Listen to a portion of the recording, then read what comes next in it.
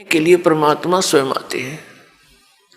जब हम यहाँ दुखी देखे उस परमात्मा, क्योंकि जिसके बच्चे बेटा बेटी दुखी हो जाते हैं वो माता पिता चैन से नहीं रह सकते। पार ना बसावे वो अलग बात है, लेकिन रो तो सकते ही हैं। तो इसी प्रकार वो पिता हमारे लिए रो रहा है कि ये कहाँ फंस गए जाके इस नकली के, ये भगवान है, हाहाकार मचा हुआ है, एक वर्ष वर्षा ना कर परम पिता या मर जा सारे तरफ के। तो पुण्यात्माओं ऐसे लोक में हम रह रहे हैं और निश्चिंत, क्योंकि हमें पता नहीं कि कोई और स्थान भी है जहां हम जा सकते हैं और वहां जाने की विधि कौन सी है। तो जब तक हम ये ज्ञान प्राप्त नहीं करेंगे कि कौन भगवान है, कहाँ से हम आए हैं, या क्यों मर और जन्म रहे हैं, एक सेकंड का कोई किसी को विश्वास नहीं। क्या बिजली गिर जा किसी ऐसे बसे बसाए घर पे और बाकी के अपने आप को सुरक्षित समझते हैं। तो बाकी जो शेष सुरक्षित समझते हैं उन्होंने अपना क्या प्रोटेक्शन कर रखा जो उन्होंने नहीं कर रखा था। तो वो प्रोटेक्शन भी दास बताएगा आपको कि कौन सा प्रोटेक्शन करने से आप पर ये घटनाएं नहीं घटेंगी। लेकिन यहां रह जाना भी मूर्खता ही होगी। फिर अब वो समय आ गया है कि हम उस लोक को जा सकते हैं जहां से हम बिछड़े हुए हैं, जहां हमें सब सुविधाएं उपलब्ध हैं। और वो लोक है सनातन परम धाम, यानी सतलोक, सचखंड। वहां जाकर के हम सुखी हो सकते हैं। तो जो प्रसंग चला है कि हम अलग अलग बना दिए इस काल ने, ये अब कलयुग में ही क्यों बनाए? पिछला इतिहास देख लो, कोई अलग मजहब था ही नहीं। जब परमात्मा को पता लग गया कि ये घने दुखी हो गए मेरे बच्चे, अब वो यहां इसलिए आना पड़ा क्योंकि यहां काल भगवान ने अपने तीनों पुत्रों रजगुण ब्रह्मा, सतगुण विष्णु, तमगुण शिव जी के अंदर एक एक गुण बना के युक्त कर दिए। जैसे मिर्च होती है, मिर्च उस गुण युक्त है, और जब मिर्च का छौंक लगता है रसोई में, किचन में,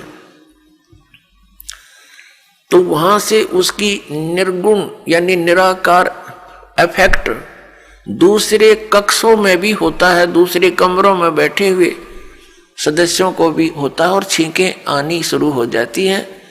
ना चाहते हुए भी, रोकने से भी नहीं रुकती, वो छींकें अपने आप आनी शुरू हो जाती है। इसी प्रकार इस काल भगवान ने अपने तीनों पुत्रों को एक एक गुण युक्त बना दिया।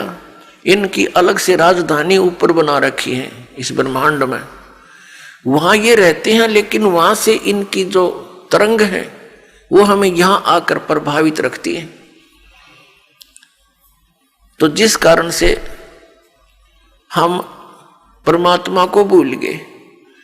बच्चा जब तक गर्भ में रहता है वहां इसके ऊपर तीन गुणों का प्रभाव नहीं रहता, और जो ये मां के शरीर से, पेट से बाहर आता है, आते ये तीनों गुण ऑटोमेटिकली प्रभाव कर देते हैं, अचेत हो जाता है।